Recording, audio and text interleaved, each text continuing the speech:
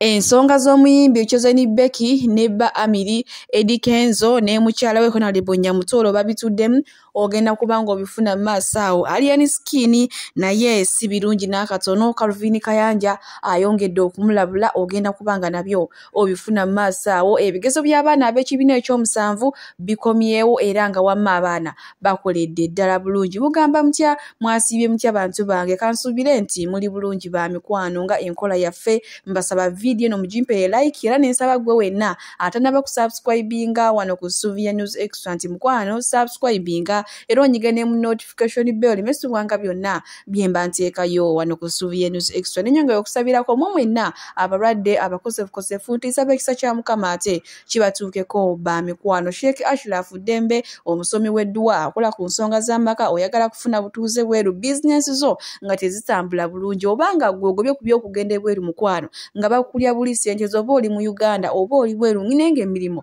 gikubuuze tewali akuwa mirimu mukubireko enamba y'essimu eri awo ate agenda kubanga akusomera edduwa era nga tulina ne bannaffe aba BF Suma bajanjabisa eddagala lya butonde bajanjaba endwadde zonna bakubireko baddiya bange abalungi nyongera okubajjukiza essangaalo ebukalango liriyo ennaku z'omwezi ngamu liriyo ku lw'omukaaga luno jangu tusule mu kubeerawo kwa Mukama tugenda kusooka ne Maide with Mother Mary then ku ssaawa 4 ez'ekiro ali tulyoke tutandike tusangaale mba ntegeeza overnight munnange ate mulowooza kapeera akyafugika okuva we yagenzeeko Dubai n'agenda ne pulezidenti munnange takyafugika yenna ali bulala yavuddeyo ng'enjogera ekyuse nga n'amazina yagakyusizza dda sige gali gabadde azina aganjawala kati munnange yayongeddemu ebinnonogo yayongeddemu ebisoko nga woomulabaawo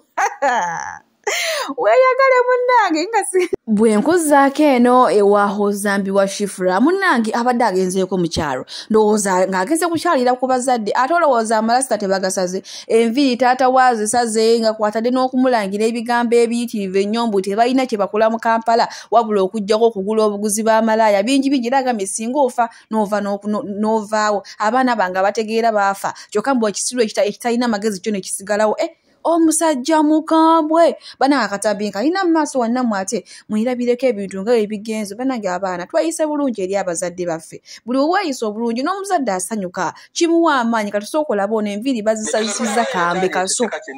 mubonereze zimugjeeko tukaba omugaso bonna mbaziisa abo omugaso bonna bakudde bino biri wano alla senga ojjulula bine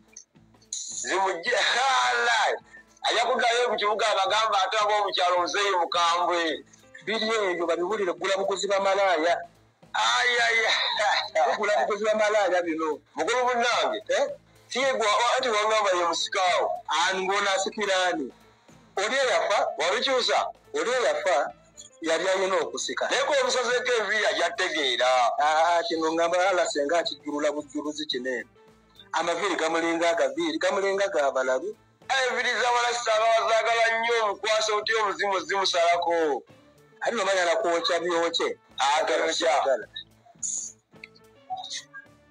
bw'atyo taata wa zambi bw'akoze enviiri azimusazeko ne maama talina kigambo kirungi kyonna kyayogerera mwana we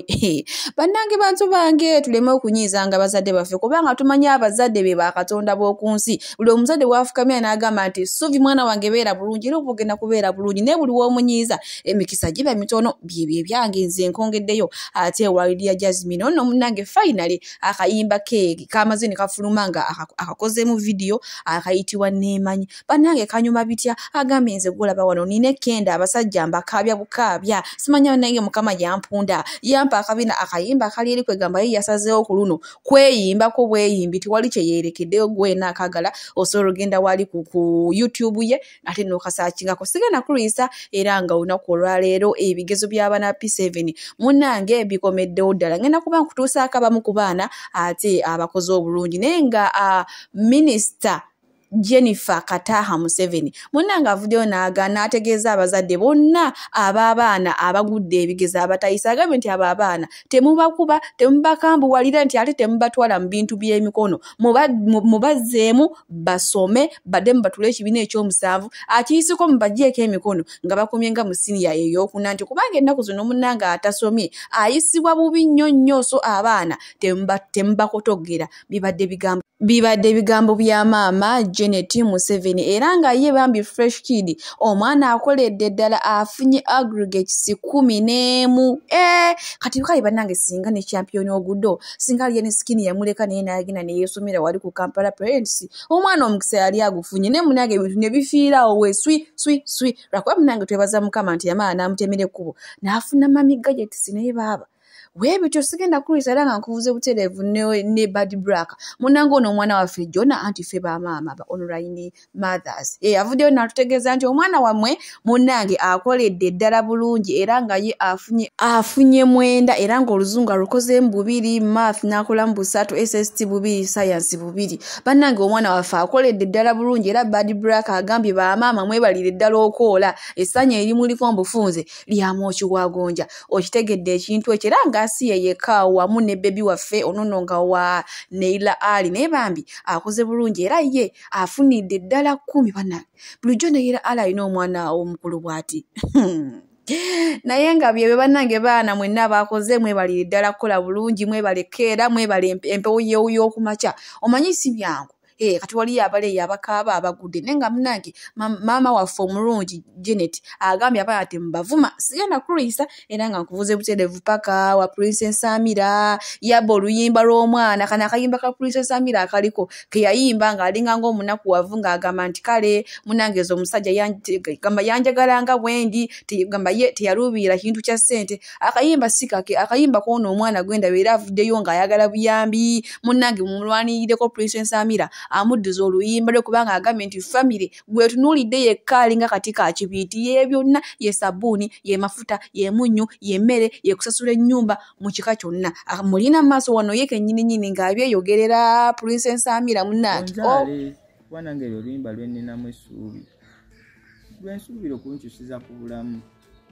nange nvemu eno mbeera gye ndimu eno eya ghetto ndabikeko ng'omuntu nsuubira nange okunyaniriza abantu okunyaniriza kuyita mu luyimba olwo nsaba bannange munnyambe federation nsaba munnyambe Eddie Kenzo nsaba oveeyo muzeeyi obeko kyoyogera ku nsonga yange chikeni batikitoka nsaba oveeyo oyogere modani nsaba oveeyo oyogere Sheila Price munyambe mwogere ku nsonga yange simpokira saba mwogere bannange kakono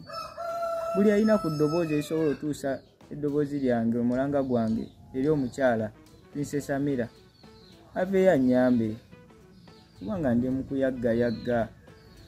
kayimba nakakoze ate siina bwogerero siina bwenkatuusaayo ate nga gye muli bannange naye mukyala Princess Amira bw'oba nsobola okunnyamba nsaba oggyeyo oluyimba lwange nange nsobola okubaako wenfunira oyimbidde emyaka mingi nze nina ennyonta ya hiiti saawa zino kubanga nsula bubi gye nsula wabi ate nga nze mutwe mukulu ogwa famire nze ndabirira maama nze ndabirira bato bange olina obbasomesa ana kasente tewali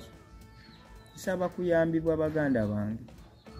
bw'atyo munange omuvubuka Princess Amira gwe yabbira akayimba ke bwavuddeyo kyokka bambi omuvubuka nankwasizaamu ennaka agambye nti mu famire ye waabwe yaliyo gwe batunuulidde ye buli kimu kyonna kati munange Princess Amira gw'olina omwami Kasolo Honorable Mulamba alina ssente nze ngamba kisingako oluyimba lw'omwana n'oluta oba si ekyo n'omuwa ssente naye naye ate gwe n'otaluyimbira bwere kubanga ate olwa Princess Amira lwe lusinza okutrendinga ate bambi ku lw'ono omuvubuka sigenda kuluyisa era nga nkuvuze butereevu paka ku nsonga za Chosen Becky bannange dictator Amiri kiki ekyakwagaza maidi w'ewaka n'oli obusente bw'omukazi n'akutegekera omukolo n'otajja munange ensonga zino nno ziyingiddemu minisita Nyamutoro mukyala wa Eddie Kenzo ne Eddie Kenzo kennyini olunaku olwaleero babatumiza babeereko kale ebintu bye boogera balabe nti babasobola okuddamu ne babatabaganya ne batambuza obufumbo bwabwe munange Chosen Becky olutuuse n'agamba minisita Nyamutoro n'amunyomeza bintu bingi era gye bifundikidde mpulidde nga Minisita Nyamutoro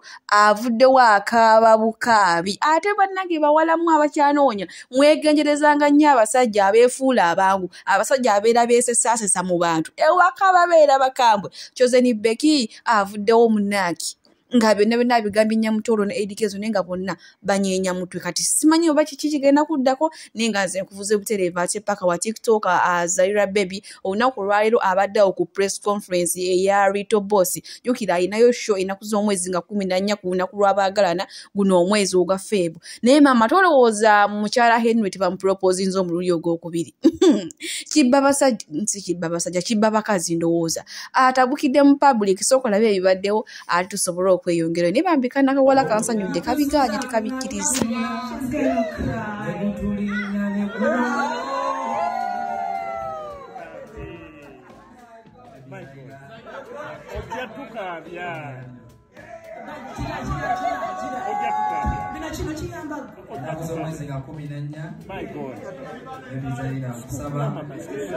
katikati akamulika nojo kanziririza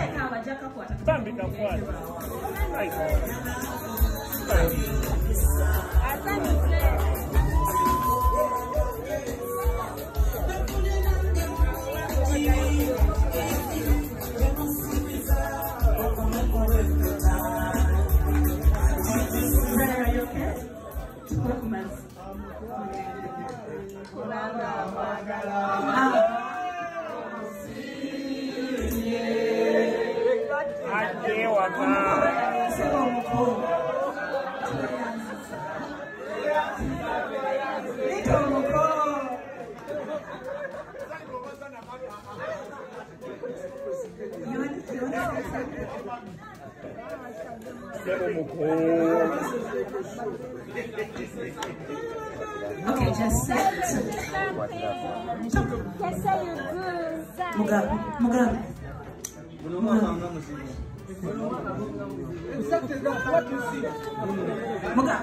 Mugamba, I'll think about it.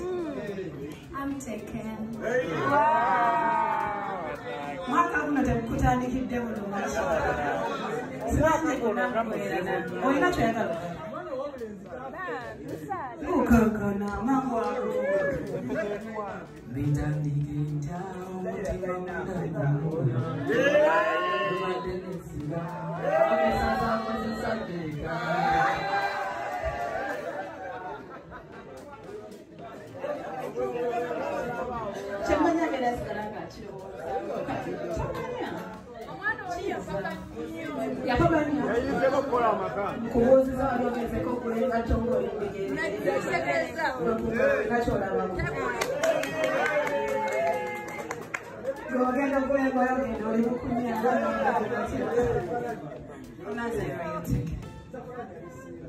Just in case.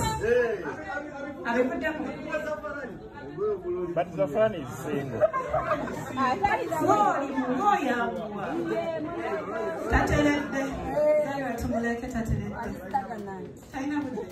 bwetyo munnange press conference ya Rito Boss wegenze bannange abasajja obwenzi kiki ennyo oliwo atamanyi nti ono omwana Zaira boyfriend we ye Egesa Henry bannange abasajja obwenzi ono ye ayendedde mu public ne naye omwenda bagumusalidde mu public kale weewaawo singa abantu bonna bakyatambulira ku mazima abalungi abatuwuliriza era abatulaba olunaku olwaleero tuchaddeko ewa Sheikh Ashraf Dembe sebo sanyusa okubalaba amannya agange yezese Ashraf Dembe akola ku bizibu by'enjawulo omuntu singa balina ebirwadde musomereddwa tumwa amazzi ga lukuya nga bw'obadde ogalaba tugenda abantu ku kyoto ne twokya emizimu emibi egibabaamu n'okulomba edduwa abantu singa abeera ng'ali wano atuuse sobola okumulombera edduwa ne waba atatuuse nga mpadde amannya ge naye ng'ali wala neetaase ennamba yange yeeno eri 0701763711 nammwe bannyinaffe abali ebweru oyagala okuba nti oyagala okulombera ku dduwa ng'olina ebizibu viza zibuze amaka gakolongotana sente zikola zimpita mu ngalo ojja kumpeereza ekifaananyi kyo n'amannya go ebyo byokka bijja kummala nja kukulombera edduwa ojja kutereera olunaku olusembayo mu mwezi mba n'edduwa eyawamu ffenna n'abalwadde bange abakadde n'abapya. Salaamu alaikum warahmatullahi wabarakatu. Okutambula kulaba okudda kunyumya abasajja bajja bamala obwenzi munnange eyo gyolaba mikolo omusajja oyo golaba alina omukyala yamulese waka namugamba nti agenda safaari era nambulira ennaku z'omwezi zagenda okudda so kumbe abadde agenda kuwasa oyo omukyala golaba olukwe luno omukyala omukulu ow'ewaka gwe yaliseeyo abadde alumanyiiko munnange ekiseera ky'ebirabo nga kituuka ye omusajja abadde amanyi nti ali comfortable omukazi w'ewaka talina kyamanyi munnange akaseera ebirabo ekatuuse nga mukyala mukulu ajja ng'aleeta bebi waawe nga mukubirawo bwepubu omusajja kataazirike naye kyendabye kino kikola kyo kirungi abasajja bayinza okulekeraawo obwenzi oba kale weebityo we byagenze bwe tweyongerayo ewaliyani sikini munnange no gwe wennafaaniwe mukebereko omusajja ali mu depression mbu munnange gavumenti yagenda nemukozesa yagenza okujjukira okwebika ng'obudde bukedde era olunaku olw'ejjo yalabikiddwako mu ssabo nsubirako akatabina kabawaddemu. Twogera gavumenti eno tugikwasiza Katonda tugikwasiza endagu tusikwasiza buli wamu gavumenti eno nze ngenze kati muga kutwala kimaafiya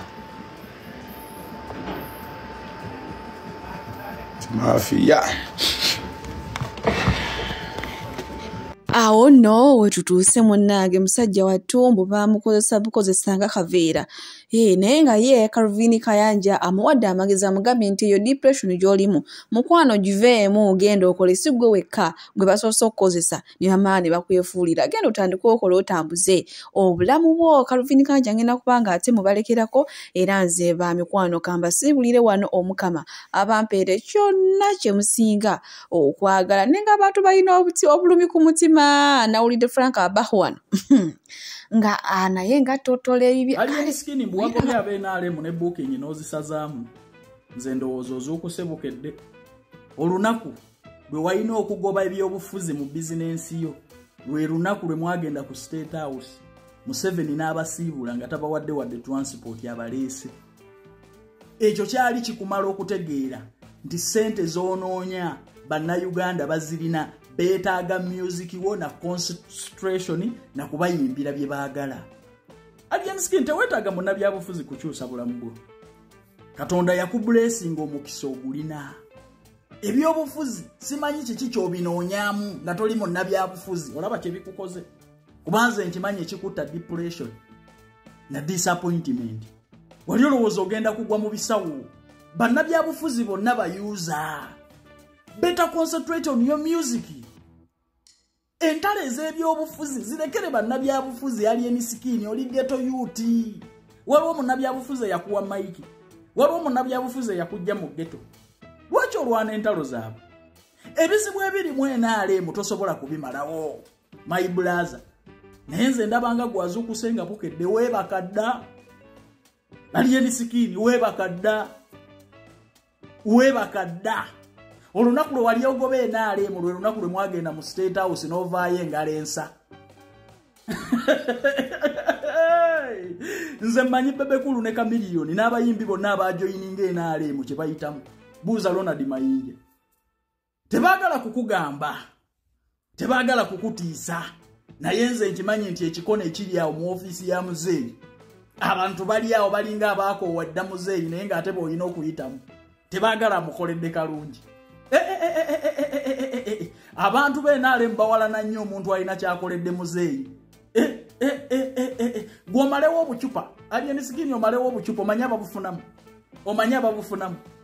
Kati disappointment ne depression gy'olimu alyansikini ngiraba. Naye nze njagala kukugamba nti wazuukuka leeti. Wazuukuka leeti. Ogenza okuzuukuka nga bukedde. Kiriza weebakire ddala. Kumaliriza nga nkututte ku kyeyali emisikini. Ogenda oyoza embalaase amabina. Anize kubuli ate mugoberera advice. Fabali mwenaalemu tweyaguza njijo. Basajja tebatukombya wadde omunwe gw'ennusu. tukugamba nti eno jojja naffe tuli ku bwannakola atya ng'ojja alienizo mayinja kubuulira amazima abasajja bakodo dipulosoni give mugenda okole